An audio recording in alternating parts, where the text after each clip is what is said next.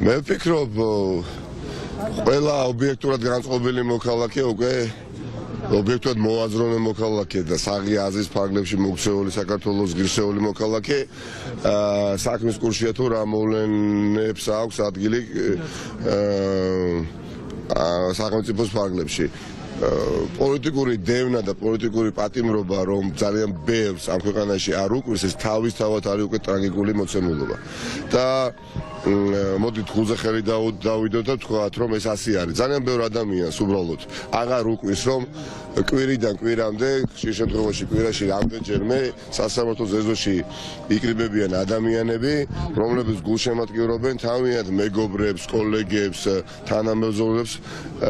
იმ ადამიანებს ვინც პოლიტიკურ პატიმრობაში არიან და რაღაცნაირად გაჯერდა ეს იცით გაუჯერდა საზოგადოების ნაწილს თითქოს ნუ რაღაცა საქართველოში დავიბადეთ და გავიზარდეთ მართლმსაჯულება უნდა იყოს პოლიტიზირებული სასამართლო უნდა იყოს აუცილებლად მიკოზეობილი და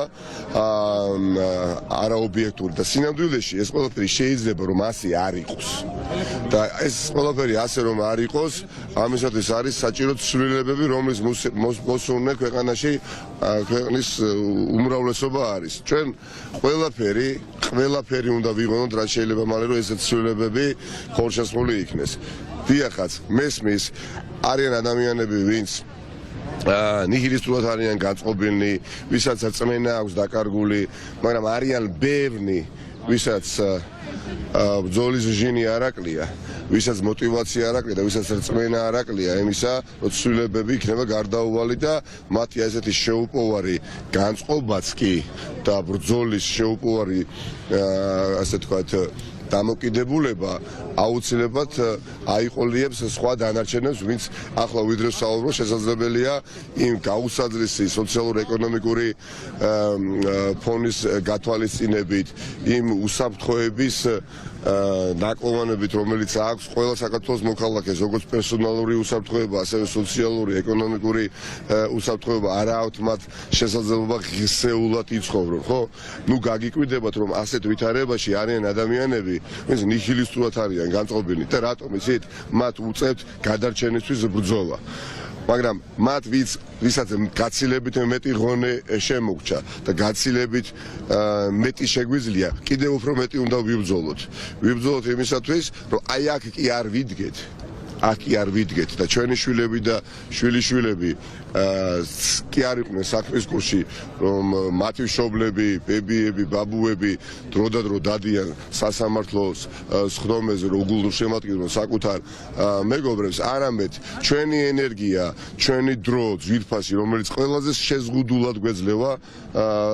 ცხოვრებაში, მოხმარდეს ქვეყნის განვითარებას და ცხოვრების სტანდარტის გაუმჯობესებას. სამწუხაროდ, ამ ქვეყნის განვითარების ბორბალი ხომ უკუღმათ ტრიალებს და ჩვენ გვინდა რომ წაღმა დავატრიალოთ და იქნება ის სანატრელი განვითარების დიდი ბუმი ამ ქვეყანაში ისევე როგორც იყო ერთხანს მას შემდეგ რაც მოხდება ცვლილებები ჩემთვის ყველა ის ადამიანი არის ოპოზიციურად განწყობილი ვისაც დღეს უნდა ცვლილება ვისაც უნდა ღირსეული ცხოვრება ვისაც უნდა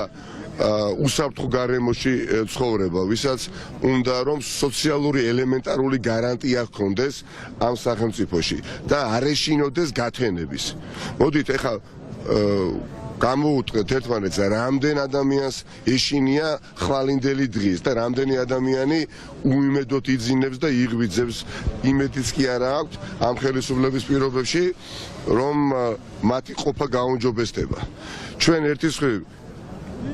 ეს რეჟიმი ქართული ოცნების სახით უნდა შევცვალოთ, მაგრამ მეორეს მხრივ ქართულ საზოგადოებას უნდა შევთავაზოთ კონკრეტული გზები ამ უმძიმესი მდგომარეობიდან გამოსასვლელი. კონკრეტული მექანიზმები თუ როგორ დაიძლევა ეს მძიმეს მრავალმხრივი კრიზისი და ამ ყველაფერთან დაკავშირებით ჩვენ ნაციონალური მოძრაობა რაც არ უნდა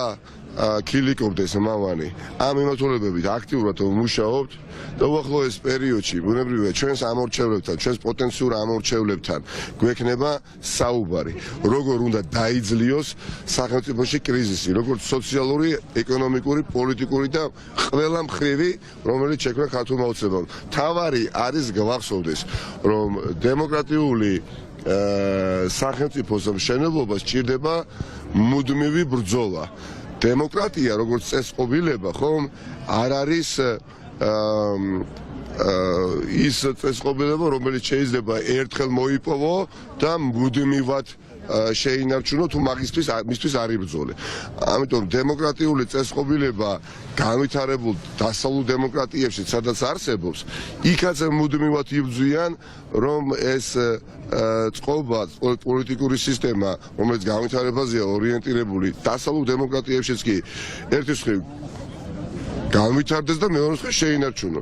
ის რომ ჩვენ დამოუკიდებლობა მოვიპოვეთ, სუვერენიტეტი მოვიპოვეთ, ეს იმას არ ნიშნავს, რომ დამოუკიდებელი და სუვერენული სახელმწიფო დავრჩებით და შემორჩებით ასეთ სახელმწიფოს მოქალაქეებად. თუ ვართ ჯერ კიდევ ასეთებად სამწუხაროდ. ამისათვის ბრძოლა არის ყოველდღიური, საჭირო რის მაგალითად რა თქმა უნდა საზოგადოებრივად აქტიური მოქალაქეები უნდა ვაძლევდეთ და მათ შორის რა თქმა უნდა ძირითადად პოლიტიკოსები და არა მხოლოდ პოლიტიკოსები, იმიტომ რომ სახელმწიფო ვფიქრობ დგას იმ გამოწვევების წინაშე, სადაც კონსოლიდირება და ერთობა არის მნიშვნელოვანი. მაშინ, როდესაც